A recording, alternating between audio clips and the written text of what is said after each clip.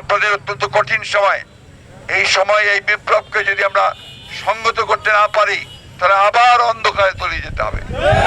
কথা মনে রেখে দয়া করে কাউকে কোন রকম উশৃঙ্খলতা, কারোর উপর আক্রমণ, হামলা এসব করতে দেবেন না। আপনারাও কোনো এমন কোনো কথা বলবেন না যে কথাটা দায়িত্ব জ্ঞানহীনতার পরিচয় দেবে। মনে আপনারা নিশ্চয়ই শুনেছেন দেশনেত্রী বেগম খালেদা জিয়া অসুস্থ। এই অবস্থায় তিনি জাতির উদ্দেশ্যে একটা বক্তব্য দিয়েছেন। কি সেই বক্তব্য? তিনি পরিষ্কার করে বলেছেন, যার হিংসা নয়, প্রতিহিংসা নয়, প্রতিশোধ নয়, আমরা সবাই ভাইয়ের মতো আমরা শান্তিময় বাংলাদেশ গড়ে তুলতে চাই। এই নতুন যে সরকার, তারা অন্তর্বর্তীকালীন সরকার, তারা দেশে শান্তি শৃঙ্খলা প্রতিষ্ঠা করে নির্বাচনের একটা পথ তৈরি করবে।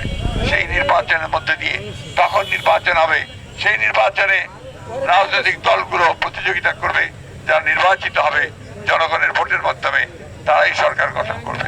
সুতরাং কেউ কোথাও জবরদখল করতে যেন না যায়, সেটা আপনাদের দায়িত্ব।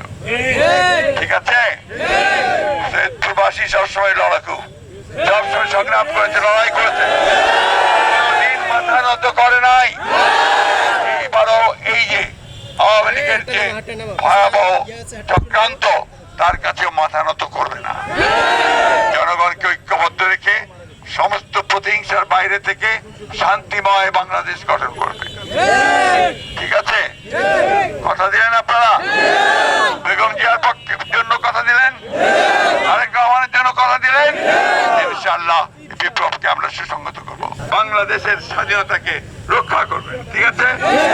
মা বোনেদের সালাম, মা বোনেদেরকে সালাম। আপনারা সবাই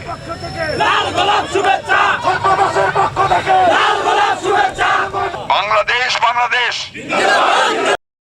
এলো মুক্ত চিন্তার স্বাধীন দৈনিক খবরের কাগজ।